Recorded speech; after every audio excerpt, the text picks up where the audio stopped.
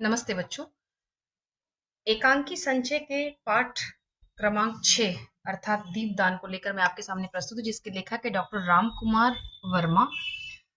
राजपूताने में देशभक्ति, राजभक्ति और कर्तव्य पालन के लिए एक से बढ़कर एक बलिदान हुए हैं। और इस एकांकी में, दीपदान में, एकांकीकार ने पन्ना धाय के महान बलिदान को चित्रित किया है और उसमें वे पूरी तरह से सफल रहे हैं। किस तरह से पन्ना धाय अपने कर्तव्य की बलिवेदी पर अपने पुत्र तक को, अपने बेटे को सहर्ष उत्सर्ग कर देती है, उसका बलिदान कर देती है। वह त्याग और बलिदान की साक्षात मूर्ति है। और किस प्रकार से उसने इसी तरह से अपने कर्तव्य का पालन किया, इसी बात को हमारे सामने रखता है एकांकी दीपदान। दीपदान बच्चों को, एक स्टूडेंट के रूप में आपको बहुत ही कठिन प्रतीत होता है। मैंने देखा है बच्चों को कि वे कहते हैं कि मैम दीपदान बहुत ही कठिन है, पर दीपदान को अगर आप इन अलग अलग भागों में बांट दे, इससे जुड़े हुए मैं कम से कम 3 से 4 और वीडियोस में आपके सामने अभी मैं प्रस्तुत करने वाली हूँ।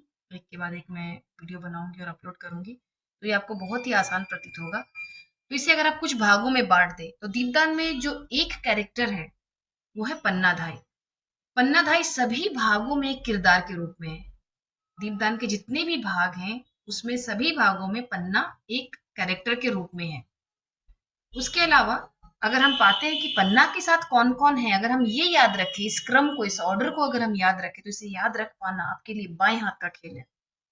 तो सबसे पहले भाग में पन्ना और उदय सिंह है। उदय सिंह आते हैं पन्ना धाय माँ के पास और किस तरह से वे कहते हैं कि उन्हें दीपदान उत्सव में जाना है, कहाँ पर दीपदान उत्सव हो रहा है, सभी लोग वहां पर जा रहे हैं, उसे भी जाना है, वहां नाच गान हो रहा है। तो वे पन्ना धाय माँ से, उदय सिंह आकर के ये सब बातें करते हैं, लेकिन पन्ना धाय माँ उन्हें मना कर देती है। ये पहले भाग में है और उदय से रूठकर सो जाते हैं।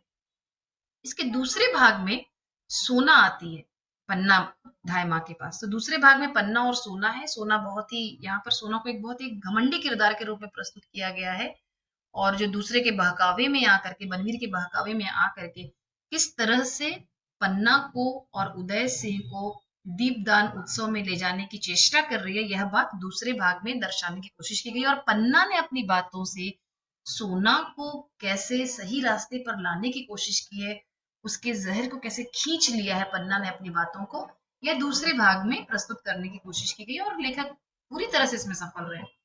तीसरे भाग में पन्ना धाई माँ के पास चंदन आते हैं। चंदन कौन है? चंदन पन्ना का पुत्र है और एक माँ और बेटे के वात्सल्य भरी बातों को, एक वात्सल्य रस को हमारे हृदय में घोल देने की कोशिश की गई है।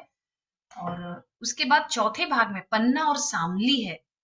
सामली परिचारिका है महल की और पन्ना के पास आती है। वो क्या बातें बताती है वहां पर आकर के। तो चौथे भाग में पन्ना और सामली, आप देख पा रहे हैं यहाँ पर कि पन्ना, प्रत्येक भाग में पन्ना एक कॉमन कैरेक्टर है।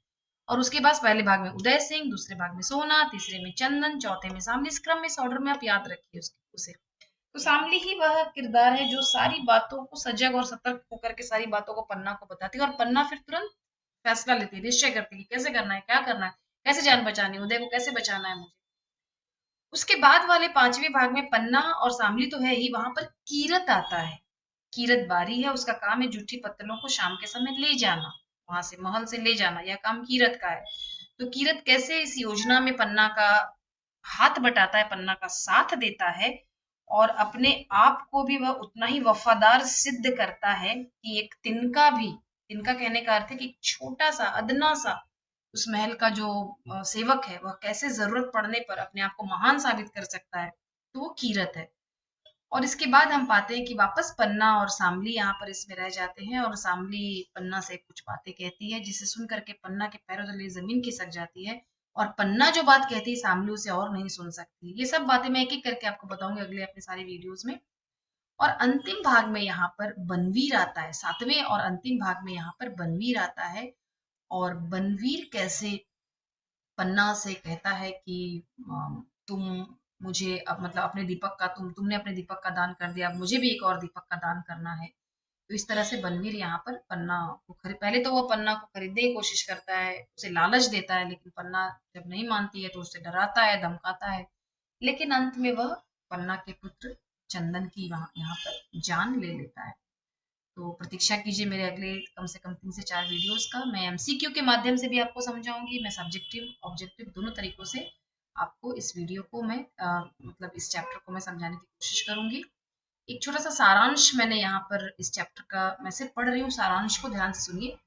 महाराणा सांगा की मृत्यु के बाद उनका पुत्र राज सिंहासन का उत्तराधिकारी था, परंतु उनकी आयु मात्र 14 वर्ष होने के कारण महाराणा सांगा के भाई पृथ्वीराज के दासी पुत्र बनवीर को राज्य की देखभाल के लिए अपॉइंट कर लिया गया था। धीरे धीरे बनवीर ने क्या किया, बनवीर राज्य को हड़पने की योजना बनाने लगा। पन्ना धाय स्वर्गीय महाराणा सांगा की स्वामी भक्त सेविका है। वह कर्तव्यनिष्ठ और आदर्श भारतीय नारी है और वह हमेशा कुंवर की सुरक्षा का ध्यान रखती है। मतलब यहाँ पर क्या बताया गया इन दोनों अगले इसके बाद का जो पेज है, इन दोनों पेजेस में आप पाएंगे कि ये जो 30 से 40 पेजेस की जो एकांकी है उसको 2 पेज में मैंने समेट देने की कोशिश की है। तो सोना पन्ना धाय को अपनी देशभक्ति और कर्तव्य निष्ठा छोड़कर बनवीर के साथ मिल जाने की सलाह दे रही है, नहीं नहीं मानते परंतु वह नहीं मानती। बनवीर ने दीपदान उत्सव का आयोजन किया। उसने सोचा प्रजाजन जब दीपदान उत्सव के नाच गाने में मग्न रहेंगे तब कुंवर उदय सिंह को मार देगा और वह सत्ता हासिल कर लेगा। तभी किसी ने पन्ना को यह खबर दे दी और पन्ना ने कुंवर को, किसी ने मतलब ये शामली है, पन्ना ने कुंवर को कीरत के जूठे पत्तलों के टोकरे में सुलाकर सुरक्षित स्थान पर पहुंचा दिया। उसके बाद कुंवर के स्थान पर अपने पुत्र चंदन को सुला दिया और उसका मुंह कपड़े से ढक दिया। जब बनवीर, यहाँ बलवीर लिखा है, इग्नोर करिएगा, जब बनवीर कुंवर को मारने आया उसने चंदन को कुंवर समझकर मार डाला। कुंवर को तो पहले ही कीरत की टोकरे में सुरक्षित तरीके से वहां पर पहुंचा दिया गया है, तो फिर वहां पर कुंवर नहीं है बल्कि कुंवर के स्थान पर कौन है, चंदन है। तो जब बनवीर कुंवर को मारने आया उससे चंदन को कुंवर समझकर कुंवर के धोखे में उसने चंदन को मार डाला और इस प्रकार से पन्ना ने देश के लिए अपने बेटे का, अपनी ममता की उसने बलि चढ़ा दी। शायद कोई भी ऐसा करने से पहले थर्राए, कोई भी ऐसा ना करे जैसा कार्य यहाँ पर पन्ना ने किया है। तो मेरा आपसे एक ही निवेदन है कि वीडियोस देखते रहिए और आपको अच्छा लगता है, ये समझ में आता है तो आप इसे सब्सक्राइब जरूर कीजिए। धन्यवाद।